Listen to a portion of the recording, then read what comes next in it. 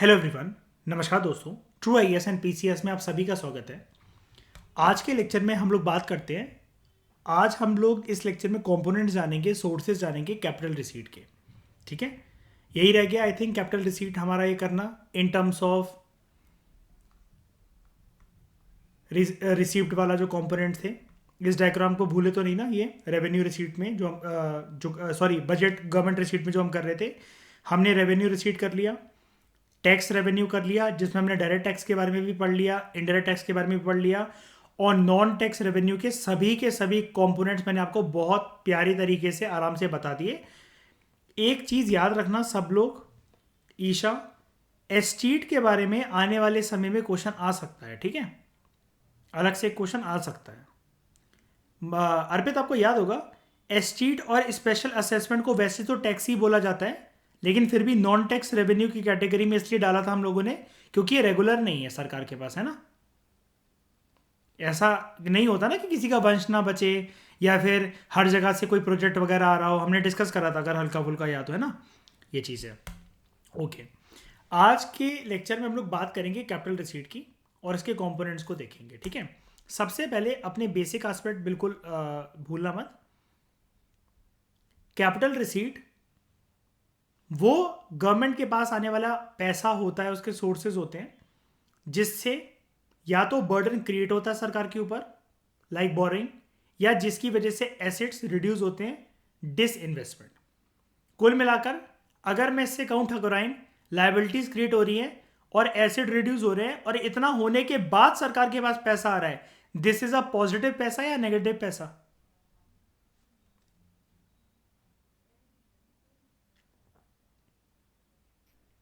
ये पॉजिटिव पैसा होगा है इसमें मयूर, ये पॉजिटिव पैसा होगा। ये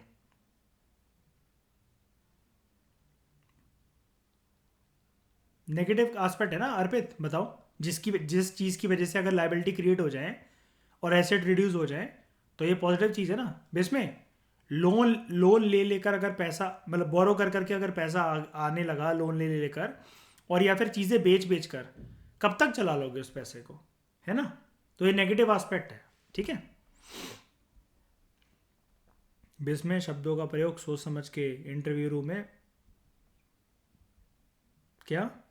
हाँ, जैसा भी है नहीं नहीं, वो पैसा शॉर्ट टर्म और लॉन्ग टर्म और मयूर, वो डिबेट नहीं है। जब उसको वापस करना पड़ेगा ना, तो सरकार की जान छूटेगी फिर उस चीज़ में। और उस टाइम पर क्या पता देश के हालात ऐसे ना चल रहे हो, क्या पता लोन की किस्तें चल रही हो जो कि देनी हो, और किस्तें आपको पता है जो देनी पड़ती है principal amount along with interest, और उस टाइम पर कोविड जैसी महामारी चल रही हो इकोनॉमी के अंदर। समझ रहे हो कितना बर्डन क्रिएट हो जाता है। कहते हैं ना, वो एक कहावत सुनी होगी अर्पित, कंगाली में आटा गीला, वही चीज हो जाती है। घर बेच के गाड़ी ले, सही बात है, शौक पूरे करने के लिए कुछ भी करना। अब सबसे पहले जानते हैं कंपोनेंट्स और sources of revenue receipts, capital receipts, है ना। कंपोनेंट्स और sources of capital receipts. Recovery of loans and advances. Loan जो कि ऑफर करे जाते हैं सरकारों के द्वारा दूसरों को, उनको गवर्नमेंट एसेट्स माना जाता है। याद रखना, अगर लोन सरकार ऑफर कर रही है दूसरों को किसको? मयूर, सरकार हमें लोन देती है क्या? देती है, लेकिन वो उसका उसका माध्यम कौन होता है? वो सरकारी बैंक होते हैं एक्चुअली, डायरेक्ट गवर्नमेंट तो नहीं देती। हाँ, एक चीज हो जाता है जिसमें आपको पता हो कि सब्सिडी मिल जाती है ना, या फिर वेरियस स्कीम्स के अंदर औरतें, महिला, बच्चे एनरोल हो जाते हैं, बुजुर्ग लोग वगैरह, है ना। लेकिन हम प्रॉपर तरीके से यहां पर लोन की बात कर रहे हैं, लोन की, सिर्फ और सिर्फ लोन की।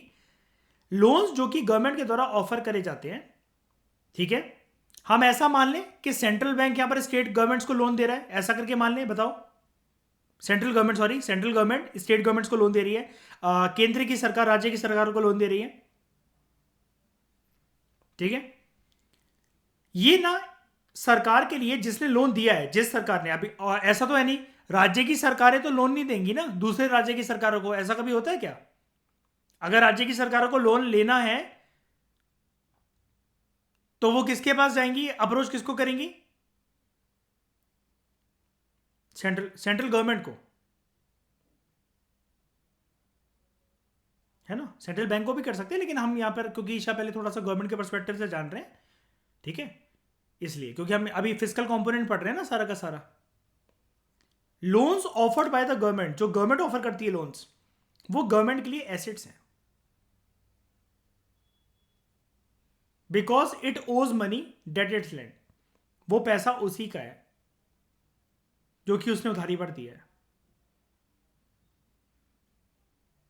We know that central government loan grant करती है राज्यों को,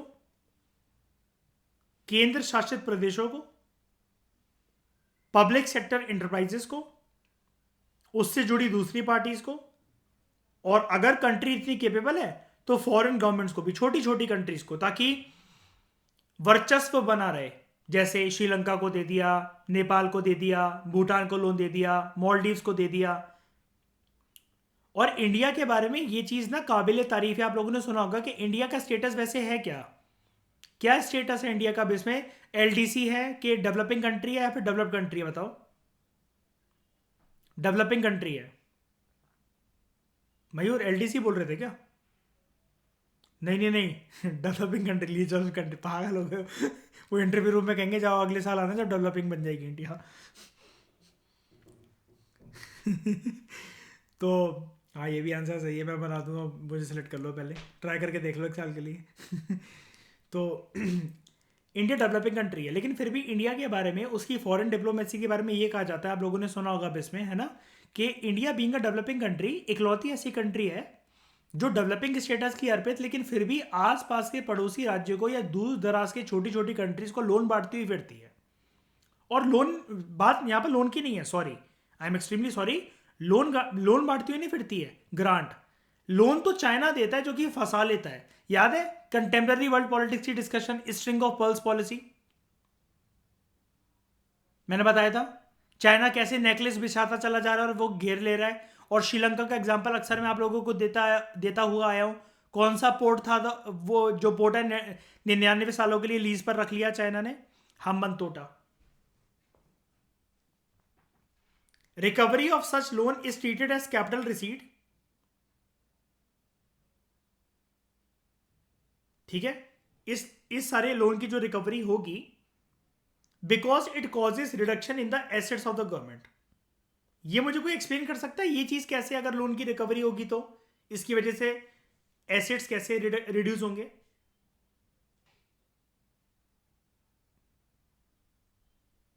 बताओ।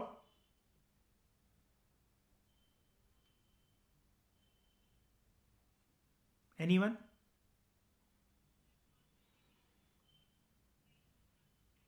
हाँ, लाइबिलिटी गवर्नमेंट के ऊपर ही अल्टीमेटली। हाँ, देश में अगर फिर मान लो ना, अगर जैसे सही बोल रहे हो बिल्कुल ईशा, पीएसयू के पास उतना पैसा नहीं है देने को, ठीक है, मान लो अब पीएसयू के पास उतना पैसा नहीं है देने के लिए, तो सेंट्रल गवर्नमेंट क्या करेगी अर्पित उस पीएसयू का?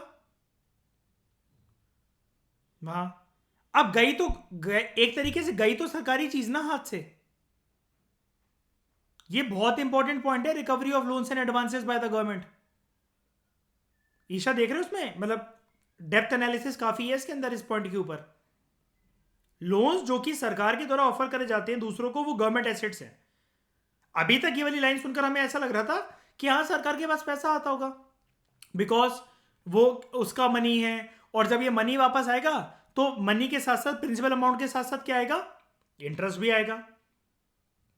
सेंट्रल गवर्नमेंट लोन देती है जैसे राज्य की सरकारों को, यूनियन टेरिटरीज को, पब्लिक सेक्टर एंटरप्राइजेस को, दूसरी पार्टीज को, फॉरेन गवर्नमेंट्स को। अब रिकवरी जो होगी इस लोन की, उसको कैपिटल एसेट इसलिए ट्रीट करा जाता है क्योंकि ये ऐसा हमेशा नहीं होगा, ध्यान से सुनना, ये वाला जो पॉइंट है ऐसा हमेशा नहीं होगा अब इसमें कि हमेशा वो कैपिटल रिसीट ही हो। ईशा ये भी तो हो सकता है ना कि फॉरेन सरकारों ने जो लोन लिया वो टाइम पे वापस कर दिया अलॉन्ग विद इंटरेस्ट। ये वाला पॉइंट एक्सेप्शन है। Recovery of loans and advances, क्या मैं ऐसा बोल सकता हूं ये रेवेन्यू रिसीट भी है और कैपिटल रिसीट भी है? बताओ। होने को तो अच्छा भी हो सकता है मयूर, अगर सब लोग लोन अमाउंट वापस करते तो सरकार का तो पैसा बढ़ेगा। फिर फॉरेन गवर्नमेंट की बात कर लो जैसे, फॉरेन गवर्नमेंट अपनी रेपुटेशन को बचाने के लिए, जैसे अब वो नहीं चाहते कोई ना कोई चीज फिर उनकी लीज पे चढ़ जाएगी, गिरवी हो जाएगी। श्रीलंका को ही मान लो, मयूर एग्जांपल के अंदर, कि कोई और पोर्ट है और इंडिया ने बोला कि अगर लोन टाइम पे नहीं चुका है तो हम ये वाला पोर्ट ले लेंगे, जैसा कि चाइना ने करा। हालांकि इंडिया का भी लोन देने से ज्यादा ग्रांट देने में विश्वास रखता है। इंडिया वापस नहीं लेता अपना अमाउंट, इसलिए इंडिया की गुडविल बहुत अच्छी है फॉरेन डिप्लोमेसी के अंदर। इसलिए आपने देखा होगा बड़ी से बड़ी कंट्री में आक्रमण होता है या फिर कब्जा हो जाता है, जब कुछ भी हो जाता है, इंडिया की गुडविल बहुत अच्छे से बरकरार रहती है। एयरलिफ्ट मूवी के अंदर देखा होगा ना, वो सिर्फ इंडियन को नहीं मारते हैं 1991 के फर्स्ट गल्फ वॉर के अंदर। इराकी है ना, इराक ने कुवैत को इन्वेड करा था, याद है ना वो फर्स्ट गल्फ वॉर। तो यहां पर मान लो कि इसको छोड़ो, वापस आते हैं इस टॉपिक के ऊपर। फॉरेन गवर्नमेंट को लोन दिया सरकार ने, अगर उसने टाइम पे वापस कर दिया तो फिर सरकार के एसेट्स क्यों रिड्यूस होंगे मयूर? वो तो बढ़ेंगे ना फिर, तो रेवेन्यू रिसीट का पार्ट हो गया ऐसे तो ये, है ना। ये वाला जो पॉइंट है कि इस लोन की जो रिकवरी है इसको कैपिटल रिसीट माना जाएगा, ये एक एक्सेप्शन है।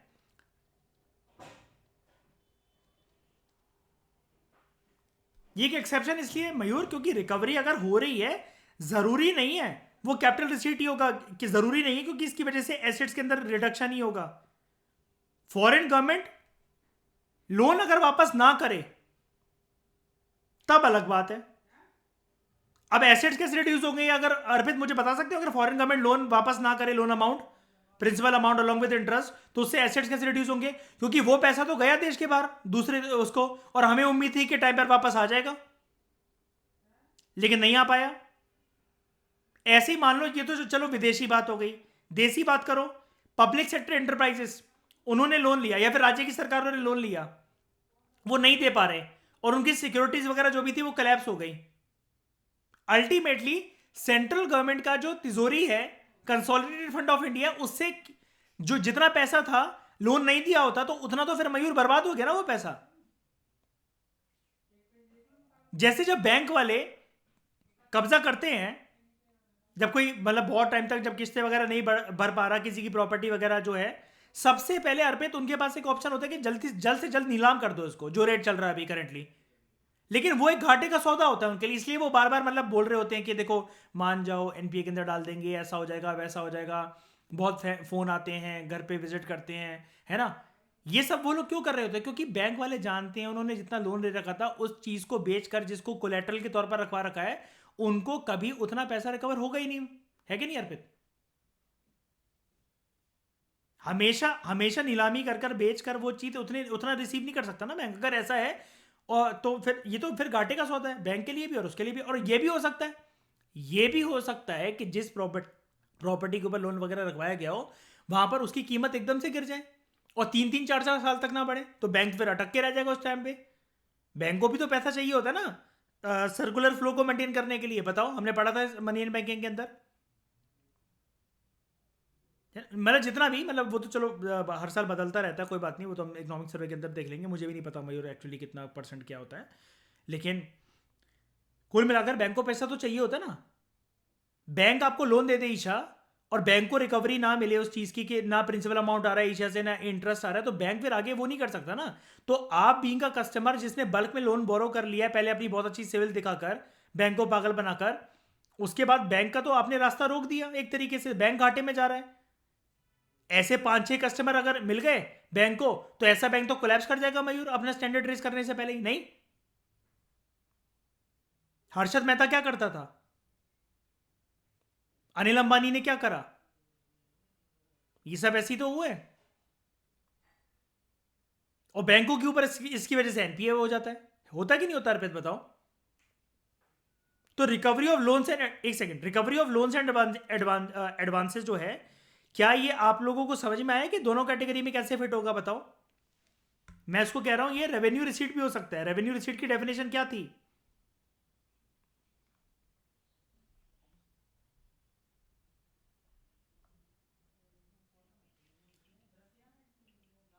हाँ, which neither creates a liability nor it leads to reduction of assets. अगर वो वापस आ गया, फॉरेन गवर्नमेंट ने अगर ईशा प्रिंसिपल अमाउंट के साथ साथ ब्याज भी दे दिया है, तो इसमें इससे कहीं पर भी कैपिटल रिसीट होगा क्या? क्या इससे कोई लायबिलिटी क्रिएट हुई है?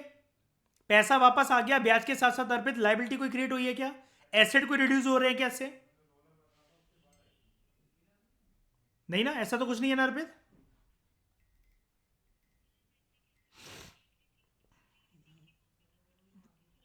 ये कैसे एक रिसीट दूसरी रिसीट मतलब?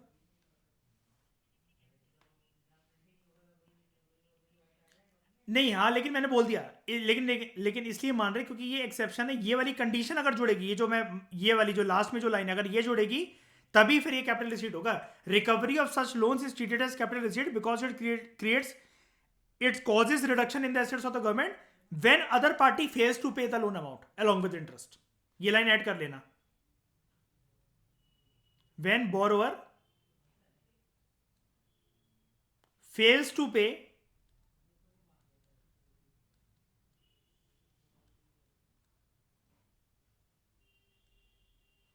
Loan amount. अब अगर लोन अमाउंट लिख दूं मैं, ये भी काफी है ना ईशा। यार कभी कभार क्या होता है जब कोई त्रस्त आ जाता है किसी से, मयूर वो ये कहता है ना, भाई मैंने तेरा ब्याज भी माफ करा, मेरे से जितने लिए थे वो लौटा दे। हाँ होता है ना अर्पित, कि नहीं होता है ना कि भाई ब्याज भी माफ करा तू, यार जितने लिए थे उतने ही दे दे यार, मेरे ही वापस करते यार कम से कम यार। लेकिन जब वो उतना ही नहीं कर पा रहा तो हम इसको कैपिटल रिसीट मानेंगे कि नहीं मानेंगे? अब यहां पर बात क्या होती है Isha, irrespective of the thing Misbah कि किसी को भी लोन दे रखा हो सेंट्रल गवर्नमेंट ने, सेंट्रल गवर्नमेंट की तिजोरी से अगर एक भी रुपया कम हो रहा है तो वो इस एक्सपेक्टेशन में हो रहा है अर्पित, उसने रुपया इसलिए कम करा अपनी तिजोरी से कि जितना दिया है वो तो आ ही जाएगा, ब्याज भी आ जाएगा। लेकिन जब ऐसा ना हो, सरकार ने अपनी जेब ढीली करी मयूर हल्की सी, लेकिन उतना पैसा नहीं आया, तब वो बनेगा कैपिटल रिसीट। सरकार क्या कह रही है भाई, प्रिंसिपल अमाउंट तो वापस कर दो कम से कम। ऐसा होता नहीं है वैसे, सरकार कभी ऐसे भिखमंगापन नहीं दिखाती है, लेकिन एक बात कह रहा हूं मैं कि सरकार ने बोला भाई लोन छोड़ो, प्रिंसिपल अमाउंट ही वापस कर दो। और फिर वही वाली बात होती है ना यार, जैसे इसको भी मान लो, जब कोई पीएसयू फेल हो गया, सरकार को वो दे नहीं पा रहा, ये कोई प्राइवेट बंदे तो है नहीं, ये कोई प्राइवेट बंदे तो है नहीं ईशा। प्राइम मिनिस्टर और सेंट्रल काउंसिल ऑफ मिनिस्टर मयूर उसके घर पे तो जाएंगे नहीं बेल बजाने की, हाँ भाई कहाँ है तुम्हारा आदमी, निकालो बाहर उसे। ये हाँ भाई कॉर्पोरेट है अर्पित, समझ रहे हो ना, ये एक अलग बंदे हैं, वो एक अलग बंदे हैं, ये पार्टीज है और सरकारी पार्टीज है दोनों की दोनों। यहां पर डराने धमकाने वाली, बाउंसर को घर पे भेजने वाली, बॉडी बिल्डर को घर पे भेजने वाली, कोर्ट में अपील करने वाली, ये सब चीजें नहीं चलेंगी, क्योंकि वो तुम्हारा ही हिस्सा है, मतलब वो सरकार का ही हिस्सा है। अल्टीमेटली उनके एसेट्स कैसे रिड्यूस होंगे? या तो उस पीएसयू के अंदर ईशा परसेंटेज ऑफ शेयर सरकार को अपने गिराने पड़ेंगे, किसी प्राइवेट पर्सन को बेचने पड़ेंगे। और फिर आप जानते हो मयूर, सेंट्रल गवर्नमेंट गाली दे देकर पीएसयू के डायरेक्टर्स को कोस कोस कर वो करेगी, हराम ज्यादा तुम्हारी वजह से प्राइवेट पर्सन को बेचना पड़ रहा है इसका वो करके। और ये भी हो सकता है कि पूरा का पूरा पीएसयू भी बेचना पड़ जाए, क्योंकि सरकार को, मुझे एक बात बताओ अर्पित, इसमें दिक्कत क्या है? सरकार को अपनी तिजोरी जितनी थी उसकी उतनी बरकरार रखने की नीड क्यों पड़ती है? सरकार का क्या घाटा हो जाएगा अगर जितना जितना तिजोरी में पैसा था अगर उतना नहीं हुआ तो? वेरी गुड, देश को चलाने का ऊपर इंपैक्ट पड़ेगा, है कि नहीं? डेफिसिट हो जाएगा, फिर अल्टीमेटली सरकार कर्जदार बन जाएगी, सरकार को क्या मांगना पड़ेगा? कर्जा। अभी सरकार क्या है? लेंडर है, फिर सरकार क्या बन जाएगी? बोरोवर। तो ये वाला पॉइंट ऐड कर देना, यही बताना चाह रहा था, यहीं तक लेकर जाना चाह रहा था इस पॉइंट को। ये अगर कैपिटल रिसीट बना ना, सरकार लेंडर से, लिख लेना ये वाला पॉइंट, इसको हम मिटा देता हूं मैं यहां पर। सरकार लेंडर से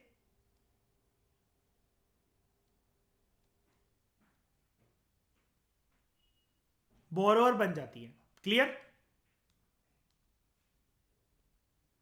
मिसबा, क्लियर हुआ?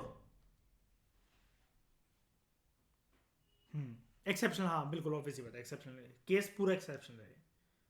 लेकिन अब हम जो कैपिटल रिसीट के जो अभी तक कंपोनेंट पढ़ रहे थे ना चैप्टर के अंदर, अब एक बार उस पर निगाह मारते हैं। नंबर वन, वैसे तो नंबर वन हमने ये बना दिया, लेकिन ये दोनों तरफा बात करता है।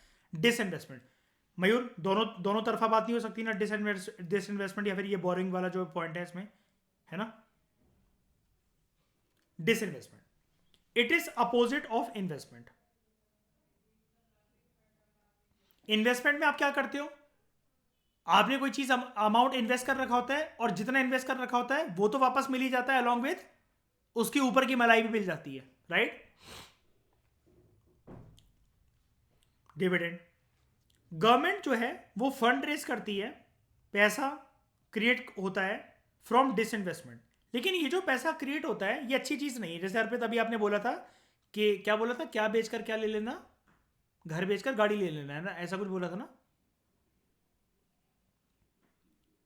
हाँ, government raises funds from disinvestment as well. Disinvestment मतलब होता है ये एक ऐसी सेलिंग होती है जो कि सरकार के द्वारा करी जाती है। सरकार एक पब्लिक सेक्टर इंटरप्राइज कह लो या फिर पब्लिक सेक्टर यूनिट्स कह लो, like Indian oil corporation, steel authority of India limited, gas authority of India limited, Bharat heavy electricals limited, MTNL, BSNL, IOC etcetera. इनका जब एक पर्टिकुलर पार्ट ऑफ शेयर्स इनकी equity बेच दे या फिर इनको पूरा का पूरा बेच दे। एयर इंडिया के साथ क्या हुआ, अभी एयर इंडिया का स्टेटस क्या है बताओ, एनीवन? है ना, प्राइवेट के पास चला गया ना, मतलब पूरे की पूरी तरीके से बिक गया है ना। अब एक बार बताओ, क्या हम ऐसा कह सकते हैं बिस्में, बिल्कुल फ्योर, बिल्कुल क्या कहते हैं श्योर शॉर्ट तरीके से मयूर, ऐसा कहा जा सकता है जैसे कि हमने प्रीवियस डिस्कशन करी है, करंट सरकार के फाइनेंशियल मिसमैनेजमेंट की वजह से एक अच्छा खासा, मैं ये तो नहीं कहता वो वेल परफॉर्मिंग था, लेकिन भाई एक PSU एक एसेट होता है देश का, सरकार का, है ना, वो हाथ से चला गया करंट गवर्नमेंट की फाइनेंशियल मिसमैनेजमेंट की वजह से। और अभी फ्यूचर गवर्नमेंट चाहे कोई भी हो, जो करंट सरकार है चाहे कोई और पार्टी बदल जाए, वो कभी वापस नहीं ला पाएंगे आराम से, है कि नहीं। और क्या हम ऐसा कह सकते हैं अर्पित, ऐसा होने की वजह से, ईशा ठकुराइन, ऐसा होने की वजह से एक टाइम पर अगर ऐसी चीजें बिकने लग जाएं तो हमारा मॉडल मिक्स इकोनॉमी मॉडल नहीं रह जाएगा, फिर हम कैपिटलिस्ट कंट्री बन जाएंगे फिर ऐसे तो, बताओ मयूर। और और और उसका इंपैक्ट बहुत ज्यादा लोग गरीब जनता की जेब पर निकलेगा अर्पित, बताओ। क्योंकि प्राइवेट लोग फिर अपने हिसाब से चीजें चार्ज करेंगे, हर कोई अफोर्ड कर नहीं पाएगा, तो सर्वाइवल ऑफ द फिटेस्ट वाली की बात हो जाएगी। बिल्कुल, फिर हमें अमेरिकन की तरह रहना पड़ेगा। कौन कहता है अर्पित कि अमेरिका में गरीबी नहीं है? कैपिटलिस्ट कंट्रीज में गरीबी नहीं होती, कौन कहता है बताओ, एनीवन? अमीर और गरीब के बीच में डिफरेंसेस नहीं होते अर्पित, अमेरिका में ऐसा है क्या? इंडिया से भी बुरा हाल है। हमारे तो मयूर अच्छी बात है कि घर में रात को सोते सोते टॉर्नेडो नहीं आते गांव में। उधर तो जैसे ओपन फील्ड्स है ना, जो ग्रासलैंड्स वगैरह जो ऐसे है, रातों रात पता चला बवंडर है घरों को उड़ा कर ले जाए, उसमें पता भी नहीं लगता कि बंदा यहाँ से धरती पर था, प्लेन पर था, वो ट्रोपोस्फियर स्ट्रेटोस्फियर में जाकर पहुंचा है 2:30 बजे रात को। तो it is held by the government to, मतलब disinvestment mean selling by government, या तो एक पार्ट किसी एक पब्लिक सेक्टर यूनिट का जिसको अभी तक सरकार रखे हुए थे उसको प्राइवेट सेक्टर को बेच देते हैं, या तो एक पार्ट या पूरा का पूरा। एज अ रिजल्ट क्या हम ये कह सकते हैं कि सरकारी एसेट्स रिड्यूस हो जाते हैं इससे। और जो कि मैं करंट एग्जांपल जो आपको दे रहा हूँ कि करंट गवर्नमेंट की फाइनेंशियल मिसमैनेजमेंट की वजह से, देखो मयूर कुछ भी कह लो भाई, मिसमैनेजमेंट तो हुई है ना, वरना ऐसे कहते कोई चीज बिक जाएगी। अर्पित इसके पीछे कोई भी रीजन दे दिया जाए, लेकिन इसको मिसमैनेजमेंट का इनाम तो देंगे ना, फाइनेंशियल मिसमैनेजमेंट का रीजन चाहे कोई भी दे लो समटाइम्स।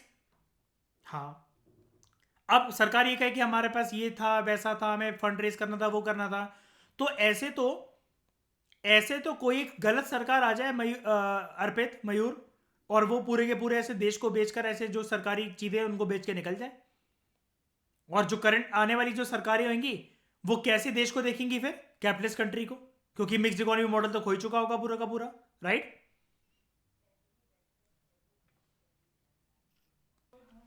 बोरोइंग, सरकार जो बोरो करती है, नहीं नहीं, हाँ एक पॉइंट रह गया हमारा, सॉरी।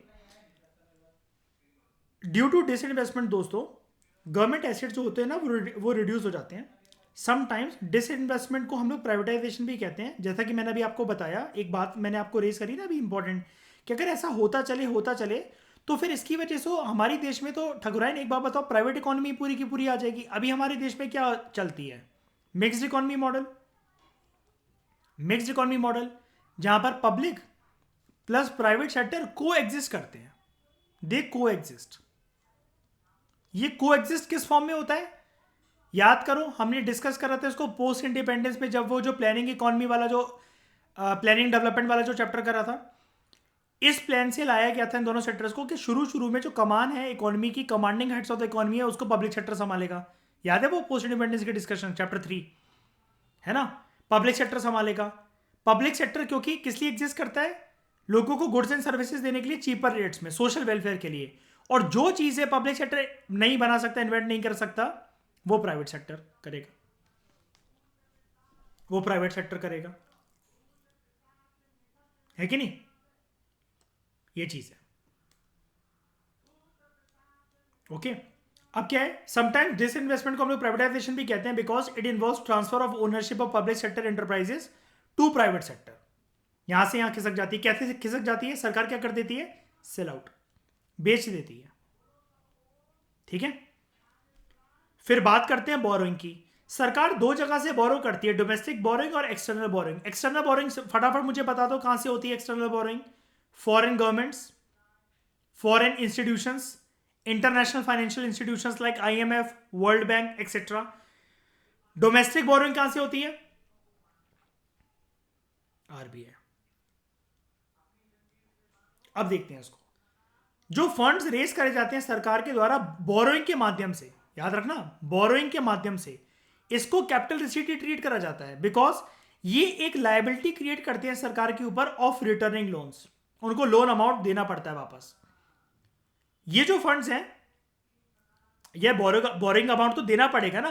आप ये थोड़ी ना कह सकते हो ईशा, आप ये कह दोगे कि यार हम तो सेंट्रल गवर्नमेंट है, हमने देश से बोरो करे भी हैं आरबीआई से, तो क्या हो गया, देश की तो बात है, देश के खर्चे के लिए तो करे थे। ये तो वही वाली बात होगी ना मयूर के, जब कोई पैसे मांगे तब बड़ी सिंपैथी के मोड पर रहे।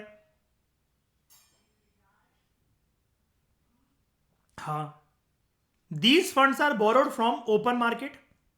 ओपन मार्केट मतलब क्या होता है? ओपन मार्केट क्या होता है?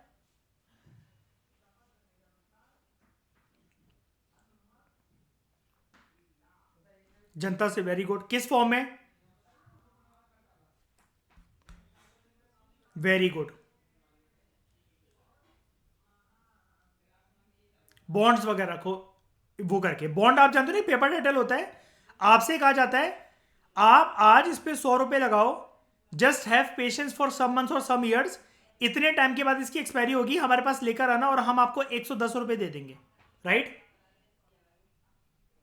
यही होता है बॉन्ड। इसके अलावा और क्या डेफिनेशन होती है ओपन मार्केट की?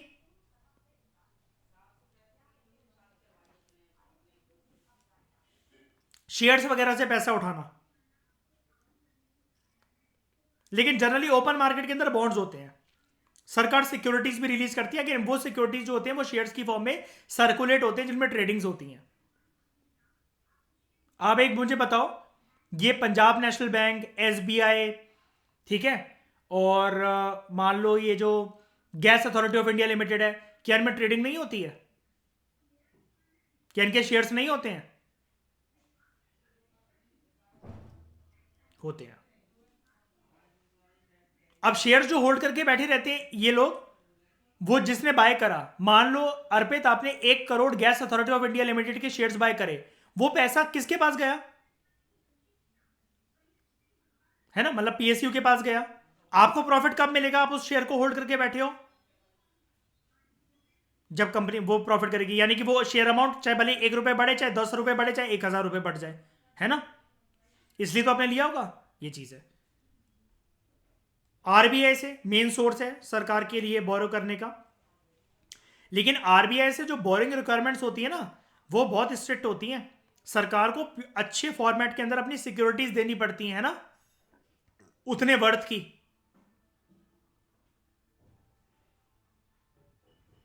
और आरबीआई खुद तो पैसा नहीं देता। आरबीआई किससे पैसा ले लेता है? याद करो, मनी इन बैंकिंग में किसके ऊपर जबरदस्ती कहता है कि तुम्हें हमसे ये सिक्योरिटी रखकर पैसा दो मुझे और मैं सरकार को दूंगी पैसा? Commercial banks. Very good. क्या वो मना कर सकते हैं कमर्शियल बैंक हमें तो नहीं चाहिए, जबरदस्ती कोई माल क्यों चिपका रहे हो? नहीं, ये एक प्रोसीजर होता है ना। और फॉरेन गवर्नमेंट्स और इंटरनेशनल ऑर्गेनाइजेशंस, गवर्नमेंट जो है वो बोरोइंग की तरफ, गवर्नमेंट को शौक नहीं है बोरो करने का। आई रिपीट, गवर्नमेंट को कोई शौक नहीं है बोरो करने का, क्योंकि गवर्नमेंट का बोरो करना मतलब अर्पित सरकार की धज्जियां उड़ना और सरकार के चांसेस कम हो जाना कमिंग इलेक्शंस में आने के, दोबारा कमिंग इलेक्शंस में आकर जीत के दोबारा सरकार बनाने के। Right Arpit? Government resorts to borrowing जब उसका एक्सपेंडिचर बहुत ज्यादा हो उसके रेवेन्यू से, यानी कि इसको कुछ हम ऐसे लिख सकते हैं, expenditure is more than income या revenue. When there is fiscal deficit, और इसी सिचुएशन को तो कहते हैं हम लोग फिस्कल डेफिसिट, याद है? आमदनी 98 खर्चा रुपया, कमाई हो रही है 50 पैसे की, खर्चा हो रहा है 1 रुपए का। बोरिंग एक लायबिलिटी क्रिएट करता है, whereas lending creates assets.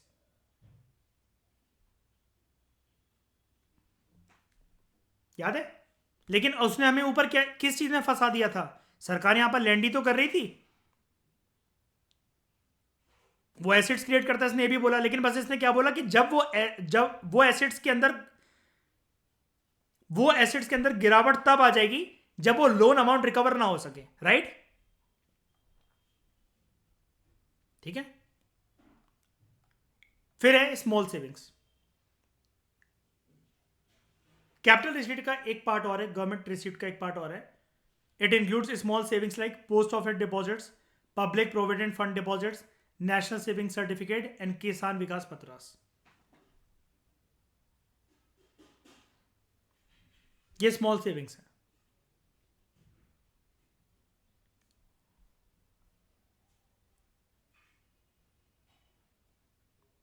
एक क्वेश्चन देख लेते हैं जरा, इसके अंदर बड़े सारे। हाँ, ये लायबिलिटी कैसे है आप लोग बताओ पहले एक बार जरा सोचो। How small saving is liability? क्या मनी फ्लो में मतलब? यस, यस, ये सेविंग्स हैं। सरकार अगर घुमा भी रही इन पैसों को और किसी ने अगर पूरे एकदम से अगर विड्रॉ करे या कुछ भी करे, फिर वो वाली बात हो जाती है इसके अंदर, है ना। इंटरेस्ट वगैरह ज़्यादा फायदा नहीं होता, लेकिन आज भी जो पुराने ख्यालात के लोग यार पे याद है ना, हमने डिस्कस करा था उसको, दादी नानी के ज़माने के, वो आज भी कहते हैं पोस्ट ऑफिस सेविंग बैंक में भाई जितना वो मिल रहा है, जितना उससे इंटरेस्ट आ रहा है हमारा, उतना काफ़ी है। उसके बाद giving reasons categorise the following into revenue receipt and capital receipt. Recovery of loan, आप आंसर्स की तरफ मत देखो, एक बारी खुद से जेन्युइन तरीके से, एथिकल तरीके से बताने की कोशिश करो। रिकवरी ऑफ लोन क्या है आप बताओ, ऐसे करके बता दो, चलो ठीक है। अब बताओ रिकवरी ऑफ लोन क्या है और क्यों है?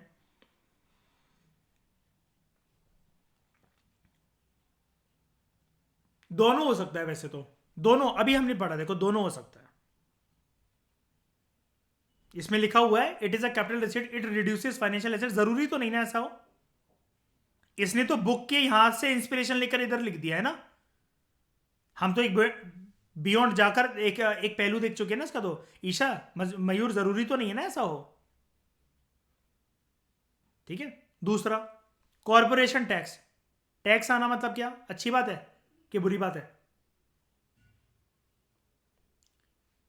Dividend on investment made by the government, dividend आता अच्छी बात है कि बुरी बात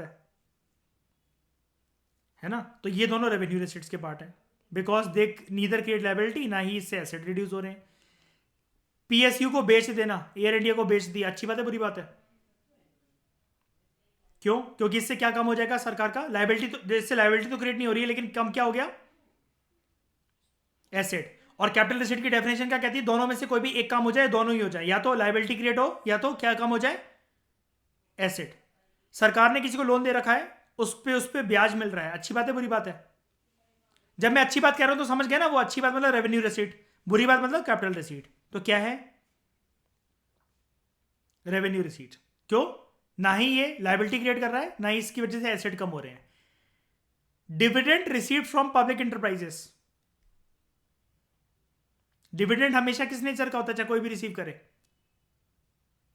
पॉजिटिव नेचर का, यानी कि revenue receipt. Grants from foreign government, grant मिला है, ग्रांट वापस नहीं करना है, revenue receipt. Income tax receipt bye the government, revenue receipt. Boring from public, क्यों? जनता से तो बोरो करा है सरकार। क्या बिस्में सरकार कल को बोल सकती है इसको, लोगों को, तुम्हारे लिए तो खर्चा करा था, वापस क्यों मांग रहे हो?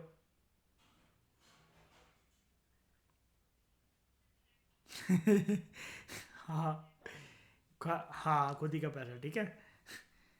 Loans receipt from world bank, loan मिला इस बारी, ग्रांट नहीं मिला, कैपिटल रिसीट। तो यानी कि अगर मैं आपको ये पूछूं, 1991 में सरकार ने एलपीजी रिफॉर्म्स के तहत कितना लोन लिया था, आप बता दो जरा, मैं इसको काफी बार रिपीट कर चुका हूं फाउंडेशन कोर्स में। कितने बिलियन डॉलर का? आईएमएफ और वर्ल्ड बैंक से 7 बिलियन डॉलर का। अगर कोई आपसे सिंपली ये पूछे कि इंडिया ने 1991 में जब आईएमएफ और किन दो संस्थाओं से लिया था, आईएमएफ और वर्ल्ड बैंक, आईसीआर क्या होता है? अच्छा, अरे नहीं नहीं अनुज, इंडियन मॉनिटरी, ये इंटरनेशनल मॉनिटरी फंड और वर्ल्ड बैंक से लिया था, ठीक है। अगर इसमें कोई भी ऑप्शन आ जाए ना, यूएनओ वगैरह या कोई भी ऑप्शन आ जाए, उसमें कंफ्यूज मत होना, ठीक है। कोई भी, ये 7 बिलियन डॉलर का जो लोन अमाउंट है आईएमएफ और वर्ल्ड बैंक का, मुझे आप लोग ये बताओ, अगर कल कोई बेसिक क्वेश्चन आ जाए, क्या है? Revenue receipt, capital receipt, both 1 and 2, neither 1 nor 2? Capital receipt. क्यों? क्योंकि ग्रांट नहीं था, क्या था? लोन था। ये अपने आप से क्वेश्चन बनाकर, जैसा मैंने बोला ना, loans received by India under new economic policy और एलपीजी रिफॉर्म्स ऑफ 1991 फ्रॉम आईएफएन and world bank were treated as number 1 revenue receipt, number 2 capital receipt, number 3 both 1 and 2, number 4 neither 1 nor 2। इसमें ओडिशा के जो एग्जाम्स आगे वाले देने वाले हो ना, उनमें इस प्रकार का क्वेश्चन आ सकता है, ठीक है। ऐसे क्वेश्चन सोचा करो, मतलब कनेक्ट करा करो चीजों को, ठीक है। उसके बाद grants receive from abroad, grants मिले हैं, ग्रांट्स, रेवेन्यू रिसीट, ठीक है। क्यों? Neither creates liability not reduce, हाँ एडसेट भी कम नहीं हो रहे। बोरिंग फ्रॉम पब्लिक, ये 2 बार हो गया क्या? हाँ, इसने ऊपर भी पूछा था। Capital receipt. अब अच्छी बात यह है, अगला टॉपिक हमारा एक्सपेंडिचर वाला एस्पेक्ट है, जिसके अंदर अगेन रेवेन्यू एक्सपेंडिचर और कैपिटल एक्सपेंडिचर होता है। लेकिन हमारा जो ये गवर्नमेंट रिसीट या बजट रिसीट का जो एस्पेक्ट है, पूरी तरीके से कॉम्प्रिहेंसिव तरीके से हमारा कंप्लीट हो गया है, पूरी तरीके से। इस डिस्कशन में दोस्तों फिलहाल इतना ही। Thank you very much for discussion.